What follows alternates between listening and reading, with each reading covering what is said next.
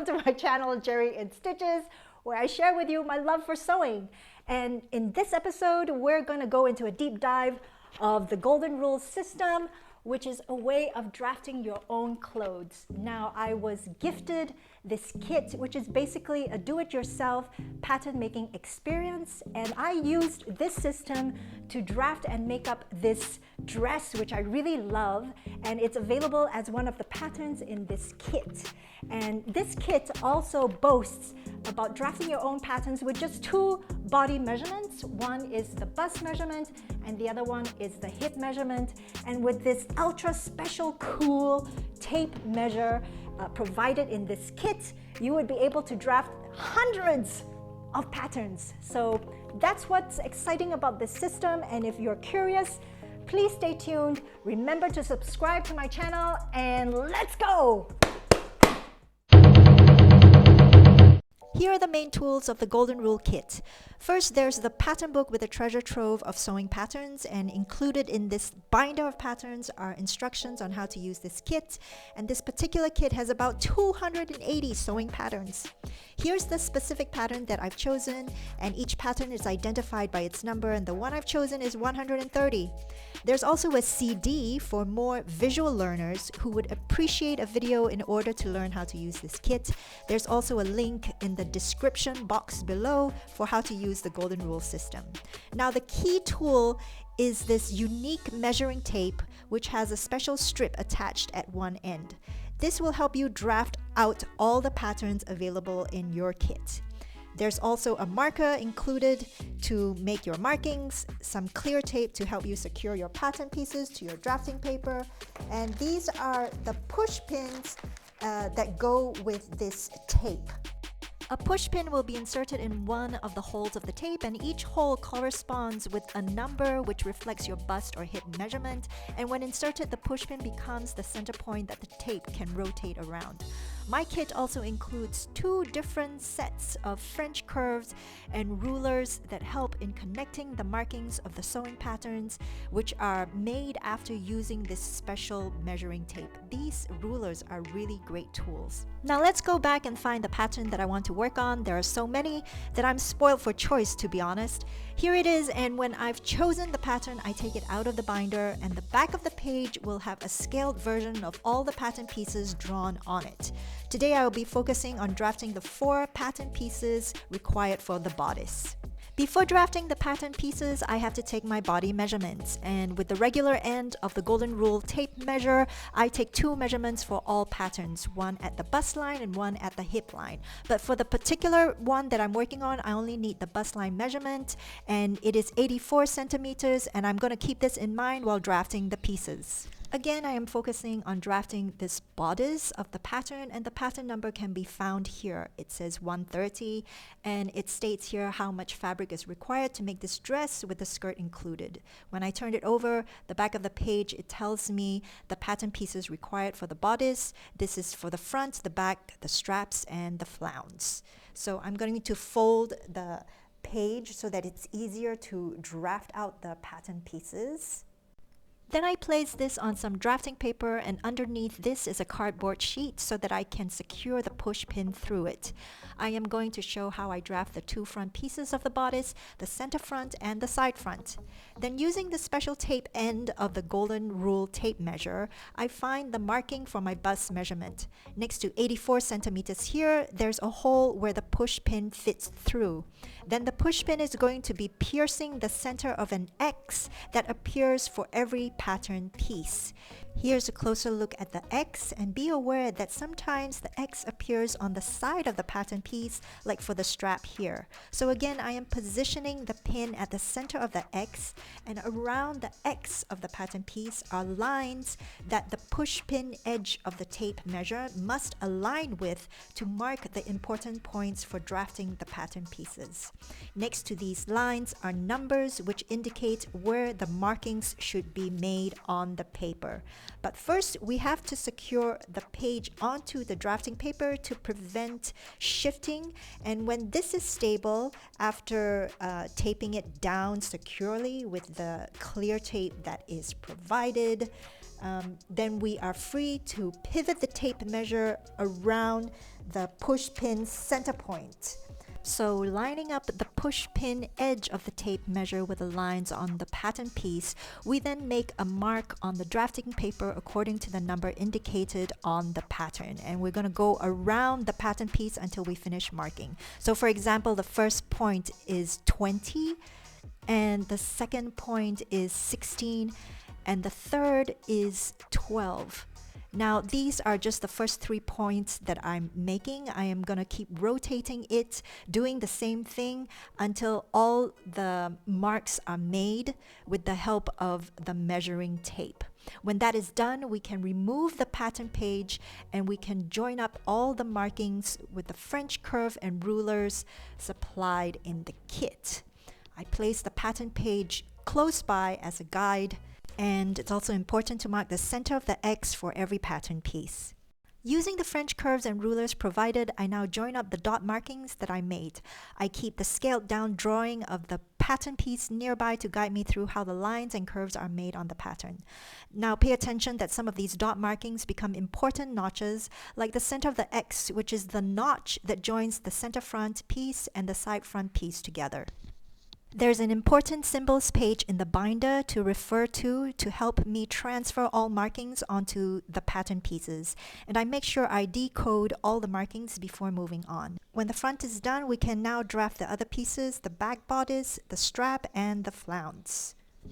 Now, this bare bones draft of the pattern pieces does not include seam allowances, so the next step is to trace the initial patterns onto another sheet of tracing paper and add seam allowances. These new pattern pieces that I'm holding already have 1.5 centimeter seam allowances added, and I don't want my bodice to end at waist level like the original pattern, so I took off some length so that the bodice ends just below the underbust line. And my front bodice pieces are done. Time to move on to the other pieces. So basically, I just have to repeat the whole drafting process for the other pattern pieces. Here's the strap, the 2 front bodice pieces, the 2 back bodice pieces, and the flounce. All have seam allowances added. Now it's time to use these paper patterns to cut out the fabric. I start off with the bodice pieces, and here they are. It's important to check the fit of the pattern pieces, and I highly recommend making a muslin or a toile. I'm using a full lining with the self fabric, and I start sewing the lining up, which will also act as my muslin to save using more fabric. And here it is. And now I'm gonna put it on my body form to check the fit. Ta-da! I actually had to make some adjustments for a better fit, but that's relatively easy to do for princess seam bodices. I didn't have to make adjustments at the bottom or top edges, but I had to move the princess seams so that they fit better over the bust apex. I also made slight adjustments to the side seams, and after that it looked pretty good to me, and I made the same adjustments to the paper patterns, and I was ready to cut out the real bodice pieces in the self fabric. Here it is, and I'm holding on to the full lining, which was also my muslin. And before sewing the bodice pieces together, let's go over what I have to cut for the other pattern pieces. The strap needs 4 in the self fabric. Here it is. And then the flounce needs 2 in the self fabric. I decided to add side seam pockets, so I cut 4 pieces from a self-drafted pattern. The original dress pattern calls for a gathered skirt, which is basically a rectangle with recommended measurements, and you don't have to draft this with the special golden rule tape measure. In place of the gathered skirt, I'm going with a half circle skirt instead, and I cut out the pattern pieces based on the measurement of the bottom edge of my bodice. And we are ready to sew! Each bodice piece is cut with 2 mirrored fabric pieces, except for the center front, which is cut on the fold. They will be joined together at the seams the same way that was done for the lining. Then before we join the bodice piece with the lining together, we would have to prepare the straps with the attached flounces. This is what the strap and flounce look like when attached together, and before we sew them up, make sure one of the straps is strengthened with fusible interfacing. Moving on to the flounce. First, let's hem up the outer edge with a baby hem, and I'll take you through how this is done because it's useful to close up the hem of the skirt in the same way as well. First, on the outer edge, sew a line that is 0.6 centimeters or 1/4 inch away from the edge. Then using the stitch line as the fold line, make a fold with wrong sides facing and press this fold well. I am going to make another stitch line very close to the folded edge now, about 0.3 centimeters or 1/8 of an inch from the folded edge. And you want to do this to the length of the whole outer edge of the flounce. With a pair of scissors, snip off as much excess fabric on the raw edge side as much as possible, as close to the stitch line as possible without actually snipping off any of the stitches. When that is done, we're going to make another fold line with the new raw edge line as a guide and press that down well. This baby hem will eventually measure approximately 0.5 centimeter or 1/4 inch wide and is a very clean and elegant finish, especially for curved hems. This time while sewing, I am making a stitch line close to the inside edge of the hem, and take note that I am sewing this with the wrong side facing up to make sure that I'm catching the narrow hem while stitching. When done, press well again and the flounce is ready to be gathered. To gather up the inside edge, I make 2 rows of gathering stitches on the inside edge of the flounce by using the longest stitch length possible and lowering the tension dial on my machine. Then gather up the inside edge of the flounce so that it fits the outside edge of the shoulder strap. Remember to leave some space for seam allowances at both ends of the strap when attaching the flounce and the strap together. With right sides facing, baste the flounce to one of the shoulder straps within the seam allowance. And when that's done, we can sandwich the flounce with the other strap. Make sure the right sides of the straps are facing together when you're pinning the fabric pieces together, and then sew attaching both the straps with the flounce in between at the seam line. Then give this seam a really good press and grade the seam.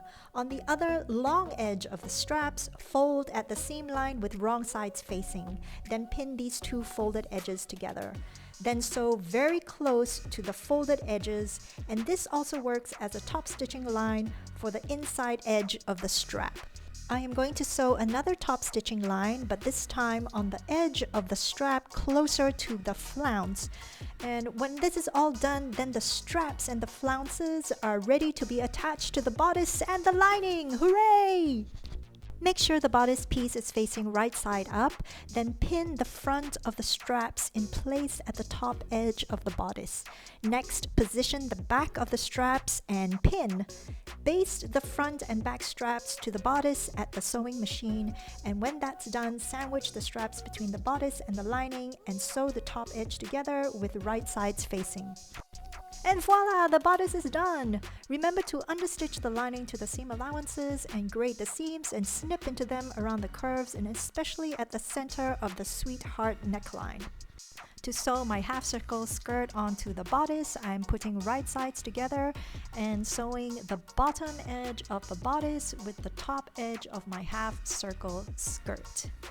The bodice is now attached to the skirt, and now it's time to install the invisible zipper at the center back seam. Once the invisible zipper is installed, I check that it works properly, and then I'm ready to attach the bottom edge of the lining to the seam allowances of the bodice and the skirt. I prefer doing this with hand stitching because it gives a better finish, but you can also stitch in the ditch for a faster approach. And when the lining is fully attached, then we can move on to sewing up the hem with the baby hem technique that I showed you with the flounce, and the dress is ready! So I thoroughly enjoyed my sewing experience with the golden rule system while drafting and making this dress. My favorite detail of the sewing pattern is the curved shoulder straps, which means that the straps are going to sit very nicely following the curves of the shoulder. And this I haven't encountered in any other sewing pattern of dresses with shoulder straps. Usually the shoulder straps come drafted as straight strips. So this was like a nice surprise and a nice discovery. The thing that I'm really really excited about this system is that if you decide to invest in it, then immediately you have about dozens of patterns or even hundreds of patterns at your fingertips to play around with and to craft with. When I was flipping through the pattern book, I found that my head was exploding with ideas of how to mash up patterns and how to hack patterns the way that I did with this dress. And I am really excited about making other patterns in this system. However, if you're an absolute beginner and you have zero experience in sewing, then I warn against getting this as the launching pad into the world of sewing. Just because this kit does not come with sewing instructions, which I believe are essential for anybody who is starting from scratch. So if you're starting from scratch and you get this, you would need to do quite a bit of research into sewing techniques and also gain some practice and experience of the sewing order of different garments before this becomes effective for you. But if you are at the level where I am, and I consider myself to be an intermediate level sewist, and I kind of know my way around certain sewing techniques and the sewing order of certain garments, then this may be the perfect thing because there are so many patterns for you and it's quite exciting to, as I said, mash up patterns and to hack them. So that's my recommendation. I know that I'm going to continue working with this, and to celebrate this wonderful technique, let's do a dance! If you like this content, please remember to subscribe to my channel, give me a like, follow me on Instagram, and ring that bell, and happy sewing!